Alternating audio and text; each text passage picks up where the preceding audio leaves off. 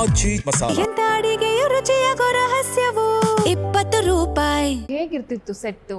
ಯಾಕಂದ್ರೆ ಯಾವಾಗಿನ ನಟರಿಗೆ ಇವತ್ತಿಗೂ ನೀವು ಇಷ್ಟು ಸಾಧನೆ ಮಾಡಿದ್ರು ಕೂಡ ನಿಮ್ಮಲ್ಲ ಆಡಂಬರ ಇಲ್ಲ, ಅಹಂ ಇಲ್ಲ, ಹಮ್ಮು ಬಿಮ್ಮುಗೆ ಜಾಗವೇ ಇಲ್ಲ.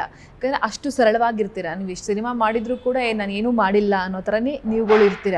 ಹೇಗಿರ್ತಾ ಇದ್ರಿ ನೀವು? ಇವಾಗೆಲ್ಲ ಹಂಗಿಲ್ಲ. ಇವಾಗೆಲ್ಲ ಆರ್ಟಿಸ್ಟ್ ಹೆಂಗಿದ್ದಾರೆ ಹೆಂಗಿರ್ತಾರೆ ಅನ್ನೋದು ನಿಮ್ಮ ಕಣ್ಮುಂದೆ ಯಾವತ್ತೂ ಇದೆ. ಸೊ ನಿಮ್ಮಲ್ಲಿ ಆ ಆಡಂಬರ ಇರಲ್ಲ, ಆ ಸರಳತೆ ಅದನ್ನ ಹೆಂಗೆ ಮೈಗೂಡಿಸ್ಕೊಂಡು ಬಂದಿದ್ದೀರಾ ಆ ಕಾಲದಿಂದಲೂ ಅಂತ ಹೇಳಿ. ಅದು ರಂಗಭೂಮಿ. ಸೂಪರ್. ಇದು ಸಿನಿಮಾದಿಂದ ಬಂದಿದ್ದಲ್ಲ, ನನಗೆ ರಂಗಭೂಮಿಯಿಂದ ಬಂದಿದ್ದು. ರಂಗಭೂಮಿನಲ್ಲಿ ಮೊದಲನೇ ನಿಮಗೆ ಇವನು ನಾಯಕ, ಇವನು ಉಪನಾಯಕ, ಇವನು ಖಳನಾಯಕ ಅಂತೆಲ್ಲ ಇಲ್ಲ. ಒಂದು ಟೀಮ್, ಅದು ಒಂದು ತಂಡ. ಒಂದು ತಂಡದಲ್ಲಿ ಹೆಂಗಿರ್ತೀವಿ ಅಂತಂದರೆ ಪ್ರತಿ ಪಾತ್ರಕ್ಕೂ ಕಾಯ್ತಾ ಇರ್ತೀವಿ. ಯಾರಾದರೂ ಬಿಟ್ಟು ಹೋದರೆ ಆ ಪಾತ್ರ ನಾವು ಮಾಡಬೇಕು, ನಮ್ಮ ಜವಾಬ್ದಾರಿ ಅದು. ಮತ್ತು ರಂಗಭೂಮಿಗೆ ಒಂದು ಕಮಿಟ್ಮೆಂಟ್ ಇದೆ. ಕಮಿಟ್ಮೆಂಟ್ ಅಂದರೆ ಶೋ ಇದ್ದಾಗ ನೀನು ಕೈ ಕೊಡೋಕ್ಕಾಗಲ್ಲ. ಸಪೋಸ್ ನೀವು ಶೂಟಿಂಗ್ ಅಂತ ಇಟ್ಕೊಳ್ಳಿ, ಇವತ್ತಾಗಲಿಲ್ಲ ನಾಳೆ ಶೂಟಿಂಗ್ ಮಾಡ್ಬೋದು. ಆದರೆ ರಂಗಭೂಮಿನಲ್ಲಿ ನೀವು ಶೋ ಅನೌನ್ಸ್ ಮಾಡಿಬಿಟ್ರೆ ಮತ್ತೆ ಚೇಂಜ್ ಮಾಡೋಕ್ಕಾಗಲ್ಲ. ಶೋ ಮಸ್ಟ್ ಗೋ ಆನ್ ಅನ್ನೋದು. ಯಾಕೆಂದರೆ that is the commitment of ರಂಗಭೂಮಿ. ಸೊ ಅಲ್ಲಿ ಏನಾಗುತ್ತೆ ಅಂದರೆ ಒಬ್ಬ ನಿರ್ದೇಶಕ ಇರ್ತಾನೆ, ಮಿಕ್ಕಿದೆಲ್ಲ ಪಾತ್ರಧಾರಿಗಳು ಎಲ್ಲ ಪಾತ್ರ ಮಾಡೋಕ್ಕೂ ತಯಾರಿಯಾಗಿರಬೇಕು.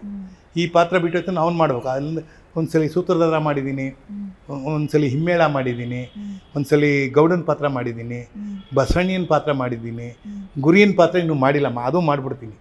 ಯಾಕೆಂದರೆ ಈ ಥರದ್ದು ಅದೇ ಥರ ಸತ್ತೂರಿನಲ್ಲಿ ದಾಸರಲ್ಲಿ ಗುಂಪಲ್ಲಿದ್ದೆ. ಅಲ್ಲಿ ಗುಂಪೊಂದು ಗುಂಪೆರಡು ಅಂತ ಬರೋದು. ಅಂದರೆ they are the spokes person of the ಮಠ. ಅದ್ರ ನಮ್ಮ ಮಠದಲ್ಲಿ ಏನು ನಡೆಯುತ್ತೆ, ಇವರು ಮಾತಾಡ್ತಾರೆ, ಅವರು ಮಾತಾಡ್ತಾರೆ. ಮಧ್ಯದಲ್ಲಿ ಹರಿಕಥಾ ಭಾಗವತರು ಇರ್ತಾರೆ, ಅವರು ಹರಿಕತೆಯನ್ನು ಹೇಳ್ತಾ ಇರ್ತಾರೆ. ಇವರು ಏನು ಹೇಳ್ತಾರೆ ಅದಕ್ಕೆ ಉಲ್ಟಾ ಇವರು ಹೇಳೋದು. ಅಂದರೆ ಸುಳ್ಳು ಕಥೆಗಳನ್ನ ಕಟ್ಟಿಕೊಡೋರು ಇವರು. ಅವರಿಬ್ಬರು ನಿಜವಾಗ್ಲೂ ನಡೀತಾ ಇರೋದನ್ನೇ ಹೇಳ್ತಾರೆ ಮಠದಲ್ಲಿ. ಇದು ಮಾಡಿದರು ಕಾರಂತರ ಒಂದು ವಿಶೇಷವಾದ ಒಂದು ಏನಂತ ಹೇಳ್ತೀರಾ, ರಂಗಭೂಮಿಲಿ ಕೊಟ್ಟಂಥ ಕೊಡುಗೆ ಅಂತ ಹೇಳ್ಬೋದು. ಸೊ ರಂಗಭೂಮಿಯ ಶಿಸ್ತು ನನ್ನನ್ನು ಇವತ್ತು ಈ ಮಟ್ಟಕ್ಕೆ ಇಟ್ಟಿದೆ. ಬಹುಶಃ ಯಾರ್ಯಾರು ರಂಗಭೂಮಿಯಿಂದ ಬಂದಿದ್ದಾರೆ ಅವರೆಲ್ಲ ಅಳವಡಿಸ್ಕೊತಾರೆ. ಈ ಹಮ್ಮು ಬಿಮ್ಮಿಂದ ಏನು ಪ್ರಯೋಜನ ಇಲ್ಲ. ಅದರಿಂದ ನಮ್ಮನ್ನ ಯಾರೇನೂ ಇದೇನು ಮಾಡಲ್ಲ. ನಮ್ಮ ತನ ನಾವು ಉಳಿಸ್ಕೋಬೇಕಾದ್ರೆ ಸಿಂಪಲ್ ಆಗಿರೋದೇ ಬ್ಯೂಟಿಫುಲ್. Super sir.